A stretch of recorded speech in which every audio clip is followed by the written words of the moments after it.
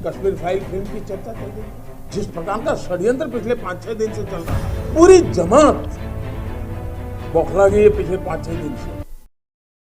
Welcome दोस्तों, इस video में बात करेंगे सोशल मीडिया की वायरल खबरें जुड़ी हुई हैं कर्नाटका के हिजाब मामले पर अपडेट से।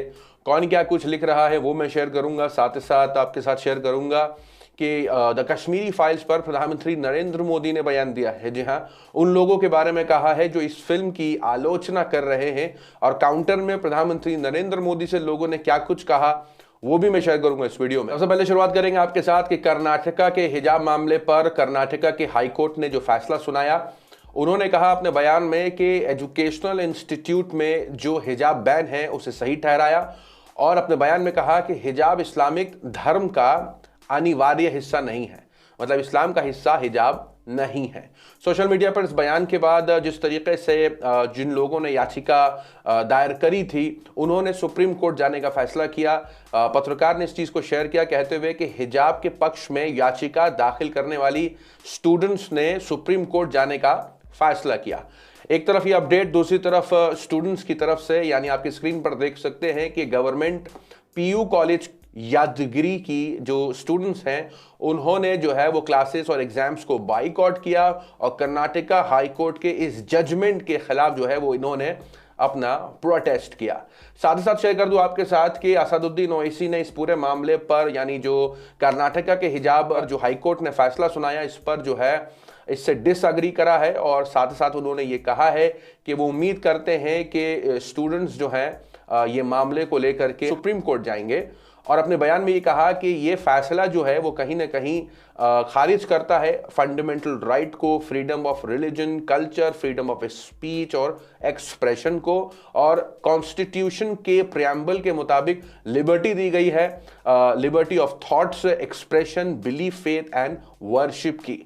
तो उन्होंने कहीं ना कहीं इस फैसले के खिलाफ ये बयान दिया है, और साथ साथ ये भी कहने की कोशिश करी है कि जो हिजाब है वो महिलाओं के धार्मिक हिस्सा है, धर्म से जुड़ा हुआ है, सर ढकना, और कहीं ना कहीं मोदी सरकार को भी घेरने की कोशिश करी। जहां पिछली बार आयरलैंड में जो है जब सरकार ने कानून बदले थे पुलिस यूनिफॉर्म पर, जब उन्होंने हिजाब और सिख टर्बन को अलाउ किया था आयरलैंड में, तो इस पर मोदी सरकार ने इस फैसले पर आयरलैंड का स्वागत किया था इस फैसले पर, और कहा था यह अच्छा फैसला है जब आयरलैंड की सरकार ने पुलिस यूनिफॉर्म में हिजाब और सिख टर्बन की इजाजत दी थी। तो यहां असदुद्दीन ओवैसी तंज कसते हैं और कहते हैं कि यहां डबल स्टैंडर्ड किस लिए है मोदी सरकार का, यहां पर अलग और अब्रॉड में अलग। वहीं दूसरी तरफ असदुद्दीन ओवैसी एक रीट्वीट भी करते हैं जिस पर इसी पूरे मामले पर जो है वो कुछ यूजर्स जो हैं वो ऐसे फोटोज शेयर कर रहे हैं। आपकी स्क्रीन पर यह बताया गया है कि Stephanie all saint school in London,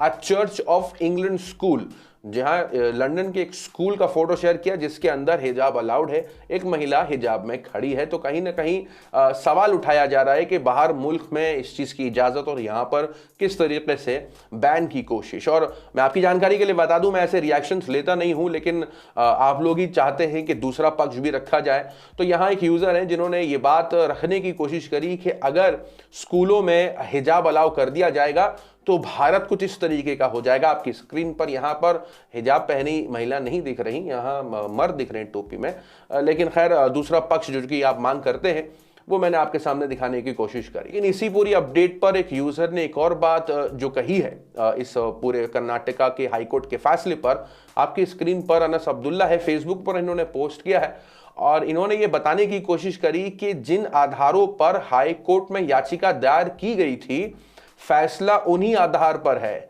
जब आप ये कहेंगे कि हिजाब इस्लाम में अनिवार्य है तो फिर किसी की अदालत का फैसला, यानी किसी भी अदालत का फैसला जो है वो यही आएगा कि अनिवार्य है कि नहीं है। जदीद एवं कदीम दोनों दौर में जो विद्वान लोग थे उनके मुताबिक जो है वो ये हिजाब अनिवार्य है और कुछ के मुताबिक अनिवार्य नहीं है। तो कोर्ट से क्या ये उम्मीद की थी आपने कि आपके इख्तिलाफ को वो हल करेंगे?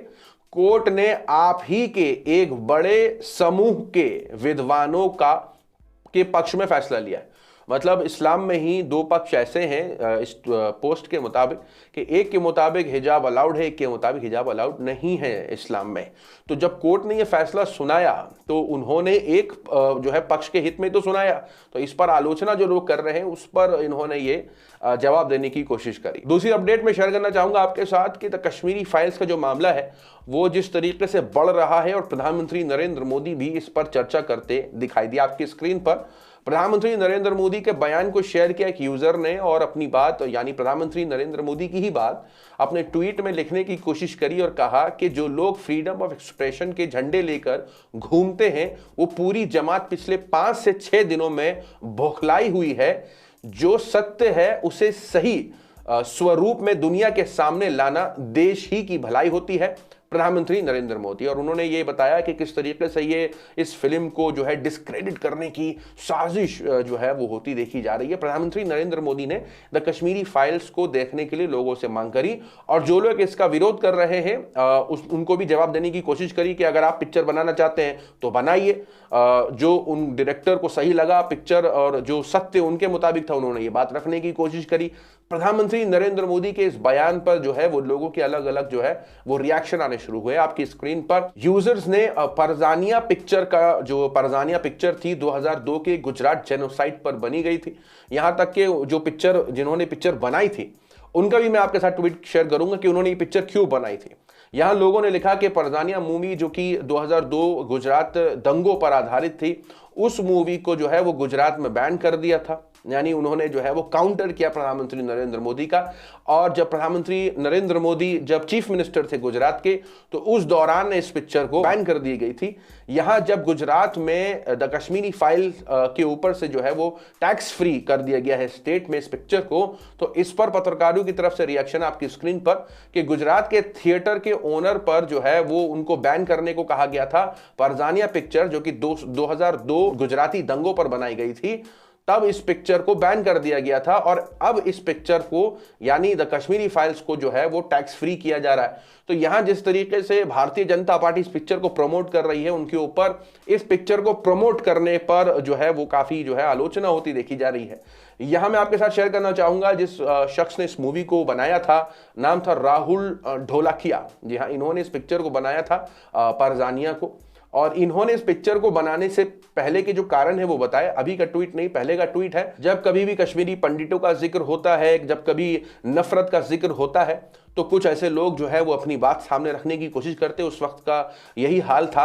उन्होंने इस बात को रखने की कोशिश करी थी। 2019 का ये ट्वीट है जहां उन्होंने ये बात रखने की कोशिश करी थी कि 2002 में जब एक छोटे से बच्चे यानी 7 साल के बच्चे ने ये कहा था कि मियाँ को मार दो, किल द मियाज, तब उन्होंने फैसला किया कि वो इस पिक्चर को बनाएंगे यानी परजानिया को बनाएंगे। मतलब परजानिया पिक्चर बनाने के पीछे जो मकसद था इनका वो ये था कि बच्चे के जहन में जहर बोया जा रहा था। तो उन्होंने इस पिक्चर को बना करके लोगों के सामने रखने की कोशिश करी कि सिर्फ एक समुदाय के खिलाफ नहीं जो है वो जेनोसाइड हुआ, और भी समुदाय और भी कौम के साथ हुआ है। तो उन्होंने ये पिक्चर बना करके लोगों के सामने मैसेज रखने की कोशिश करी, जिस पिक्चर को गुजरात में बैन कर दिया। और तो और एक और पिक्चर थी मैं आपके साथ शेयर करना चाहूंगा आपकी स्क्रीन पर। राकेश शर्मा ने ट्वीट किया था 2018 में और बताया था कि उनकी पिक्चर फाइनल सॉल्यूशन जो कि खुद गुजरात के दंगों पर बनी थी 2002 के, तो इसको भी कहीं ना कहीं बैन कर दिया गया था। उन्होंने इसको ब्रीफली बैन फॉर 3 मंथ्स, 3 महीने के लिए उन्होंने ट्वीट किया, 3 महीने के लिए उनकी पिक्चर को बैन कर दिया था। तो प्रधानमंत्री नरेंद्र मोदी के उस जवाब पर जहां उन्होंने ये बयान दिया, इस पर लोग काउंटर करते दिखाई दे रहे हैं। और तो और प्रधानमंत्री नरेंद्र मोदी के इस बयान पर प्रोड्यूसर ने फिल्म बनाने को राजी हो गए हैं, द गुजरात फाइल्स, और उन्होंने प्रधानमंत्री नरेंद्र मोदी के बयान को रीट्वीट करके आपकी स्क्रीन पर यह ट्वीट किया, कहा कि गुजरात फाइल्स के नाम से मैं तथ्यों के आधार पर, आर्ट के आधार पर फिल्म बनाने को तैयार हूं और उसमें आपकी भूमिका का भी सत्यता से विस्तार से जिक्र होगा। क्या आप आज देश के सामने मुझे भरोसा देंगे कि फिल्म का रिलीज नहीं रोकेंगे? और तो और प्रोड्यूसर और पत्रकार विनोद कापड़ी ने एक और ट्वीट किया जहां उन्होंने कहा कि उनकी निर्माताओं से बात हो गई है, वो गुजरात फाइल्स को प्रोड्यूस करने के लिए भी तैयार हैं उन्हें बस ये भरोसा चाहिए कि जिस फ्रीडम ऑफ एक्सप्रेशन की बात प्रधानमंत्री नरेंद्र मोदी जी अभी कर रहे हैं, वही भरोसा वो इस फिल्म के लिए भी दें। मतलब जो प्रधानमंत्री Narendra Modi freedom of expression की बात द कश्मीरी फाइल्स मूवी पर कर रहे हैं, सेम द गुजरात फाइल्स जब मूवी बनेगी इस पर भी वो देंगे। ऐसा प्रोड्यूसर उनसे मांग कर रहे हैं और उनकी मूवी नहीं रोकी जाएगी जब वो पिक्चर बनाएंगे। ऐसा वो प्रधानमंत्री नरेंद्र मोदी के बयान पर प्रधानमंत्री नरेंद्र मोदी से पूछते दिखाई दे रहे हैं। आपकी क्या राय इन सारी अपडेट्स पर कमेंट सेक्शन में जरूर बताएं। मिलेंगे आपसे अगली वीडियो में, तब तक के लिए अपना ख्याल रखें।